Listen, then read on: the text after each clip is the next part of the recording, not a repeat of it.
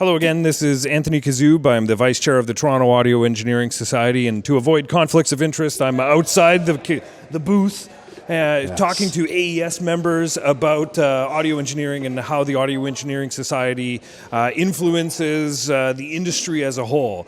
Right now, we have Richard from Shure in Canada. You're a Canadian representative of Shure? Yes, we are Canadian distributor, actually, for the Shure products in Canada, yes. So how did you start with Shure? You were with SF Marketing before? Yes, that's correct. I was working with SF Marketing. I've been working for SF Marketing since 1995. Okay. And then in 1999, Shure decided that they wanted to do things differently in Canada and awarded SF Marketing the exclusive distribution of the Shure products. Okay. So since that day, I've been focusing and specializing on servicing the Shure products, Shure customers for different type of markets, being pro touring, broadcaster, integrators, integration, all the complete catalog, actually. Maintenant, tu es à Montréal pour tout ça? Oui, on est basé à Montréal. Le bureau chef est à Dorval, Montréal. OK, bien sûr. Absolument. C'est un grand marché de micros sans fil et des micros de oui, absolument. Québec? Absolument. Il y a beaucoup de compagnies de tournée, beaucoup de compagnies de production, dont une qui me vient en tête, le Cirque du Soleil, qui sont basées à Montréal.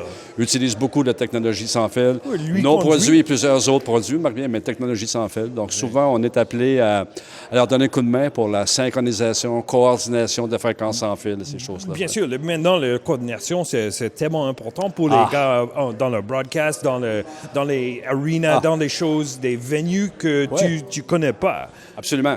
C'est tellement important ce que tu viens de dire là parce que la coordination fréquence vient du fait qu'il y a beaucoup de changements dans le spectre RF canadien présentement. Oui, les lois. Les lois. Et la cause de ça, c'est tout le monde ici, toi et moi, tous les propriétaires de téléphones intelligents.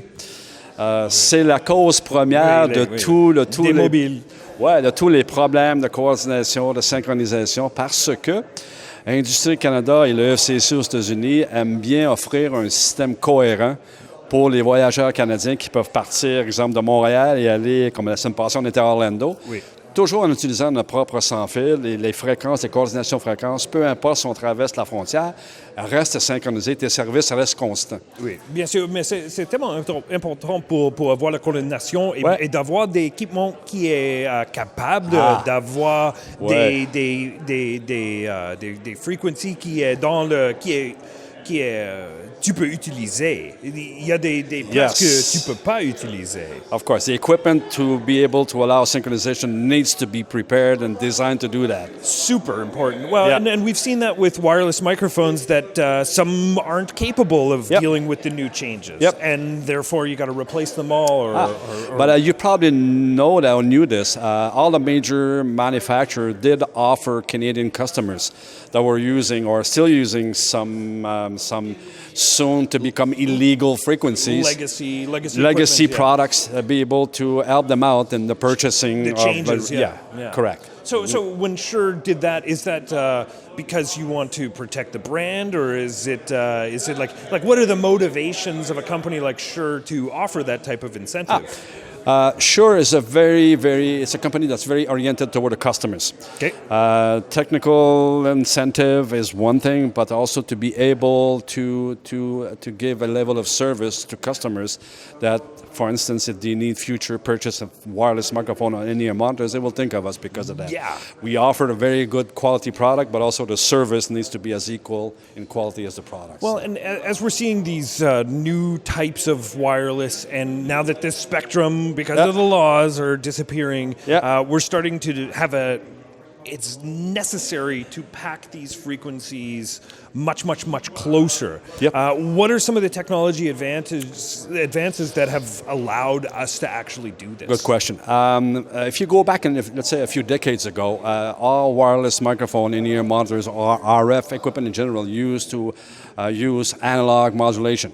Okay. They were great sounding, except it would take a RF carrier frequency, a lot of spectrum to be able to offer that quality of dynamic transmission. Right. Nowadays, since the spectrum is shrinking, digital transmission becomes a must. It is a lot more efficient compared to the analog version. Mm-hmm. So, just to give you an example, with the newer Shure Axiom Digital or ULXD systems, which are our new digital systems, we offer customer a transmission mode called HD, high density. Okay. We lower the amplitude of the RF carrier frequency, and we bring the two carrier frequency closer together. Okay. For an example, from 350 kilohertz apart to all the way down to 125 kilohertz. Okay. So we can stick a lot of frequency in very little frequency span. Just to give you an example, normal frequency modulation in normal mode will give you 16 wireless microphone or carrier frequency within one NTSC TV channel, which is 6 megahertz. Okay. We introduced a new modulation mode called the high density. Okay.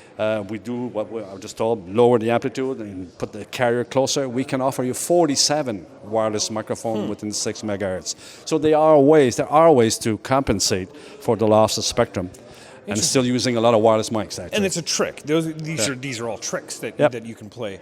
But the ability to now configure wireless microphones remotely is as important. Like 56 microphones to manage. Yep. I have a problem with 2 microphones and wires. Yeah, but these are wired. It's all. I know. This is awkward. That's why I'm. What is this? What is this? Wire. What is this? We don't need this. Well, and that to that point of you can't take wireless away from talent anymore. Nope. Like they're prone to being completely wireless and free. So we can't go back to wires. Nope. There's no way. There's no way that we can go No back way to we can wires. do that. So that's the interesting thing about that. But to my question about like the ability to configure these things, that has also changed substantially in the industry. Let me give you an example. I mean, before a few years ago, you would have to calculate through software the capability of your local spectrum to offer you so many channels. You can still do that today, but we do have software built in our systems. When I say our systems, ours and many other competitors, I mean, it has become a standard. We have software that will actually use a live scan through your install and look to see if there's feedback mechanism. There's a feedback mechanism now. Right. And that system can also monitor if there's existing DTV channels on air, create a compatible frequency list. And if you are using the proper equipment, we do offer customers such a access point that you can insert between your receiver and transmitter. And when you do that, when you link one transmitter through the access point to the receiver, they become a cell. Yeah. So whenever there's a change at the receiver side or transmitter side, they will both follow. Yeah. And if the system can see and identify a frequency interference, it will change frequencies and pick a frequency that was calculated in the frequency compatible list as spare frequencies, actually. So it's kind of like an augmented reality. It's not quite AI, it's not quite machine learning, but it's an augmented reality. We're getting there, we're getting there. But a lot of that still requires some human coordination in terms of knowing your assets. I hope so. I need a job tomorrow. No, that's very much it. But now that these things are becoming networked audio devices, in the broadcast world, we have an immediate need for shareable resources amongst different plateaus that we deal with. So what does this new technology offer for companies that do have production spaces with shared resources? Okay, we were talking about digital system, not only the RF and the modulation scheme, but the output, the audio output of those systems are now either AES67, AES3, or even Dante. Mm-hmm. We use Dante because it's a very popular platform. Oh, absolutely. And if you use networked audio, well, it says by itself, it's a network thing. So you can tap on a network, as long as you have the proper equipment, IP address, and so on, you can get the audio signal anywhere in the building and do whatever you need to do with it. I mean, record, broadcast, or whatever. Yes. Yeah. Well, and it's the shared resources and the ability through these access points, like the ability to configure transmitters that are completely not within my arm's reach, or sometimes you're doing a show and somebody over there is through a crowd of 5,000 people and they're taking RF hits, and the ability to and change their transmit frequency is new. It's new, and not all manufacturers offer that yet. We do, and there's a couple of others, but it becomes a very, very important aspect of the use of wireless microphone in large events. Shure turned more into a software company now that they more and more, and the growth of the company in the last few years was not necessarily from the live and broadcast and pro audio. It was from the integration market. Yes. We are seeing more and more a lot of new techniques in picking up sound in the conference room. That's because conference rooms, they typically suck in general. All of them. Almost. Yeah. And when you say typically, you're very polite. Yeah. But yes, indeed.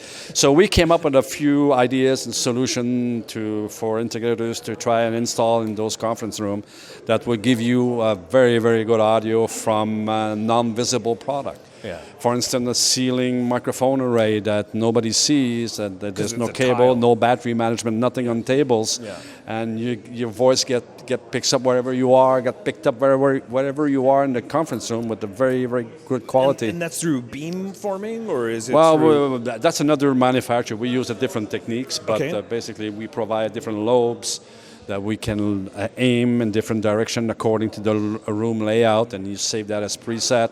As the room layout changes, well, you create other presets, and all you need to do to go back and forth is to recall presets.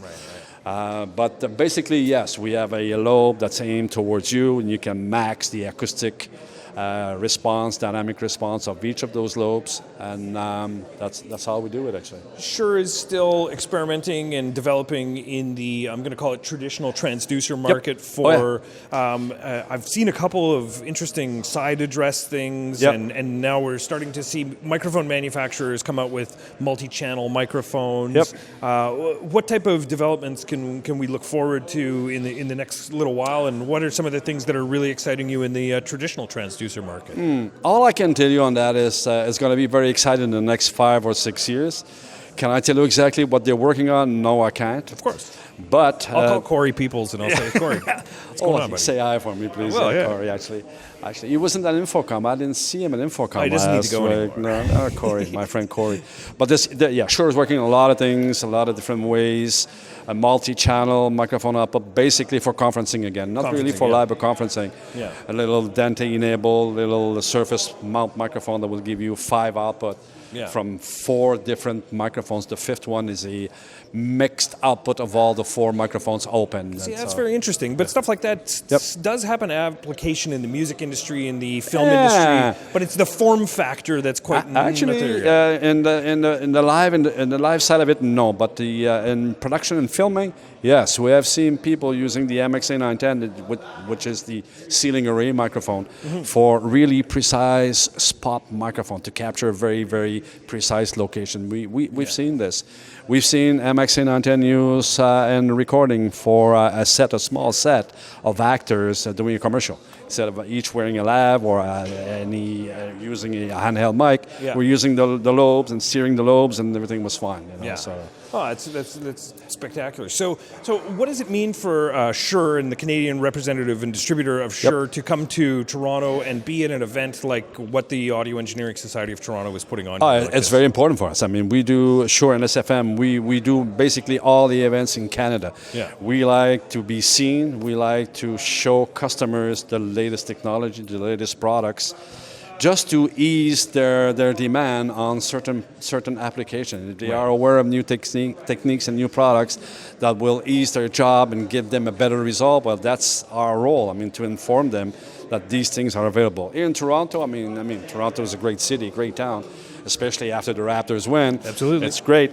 But there's a lot of people. I met a lot of very high qualified people, and it was very important for us to be here, to talk to them, interact with them, and tell them what we're all about and what's coming out in the near future products. Yeah, I understand. Does the broadcast industry have different or new demands in the AES or in the AES? I'm not sure, but perhaps they will become the bigger part of the driving force in the AES. Perhaps I don't know, because I've seen a lot of change in the broadcast domain.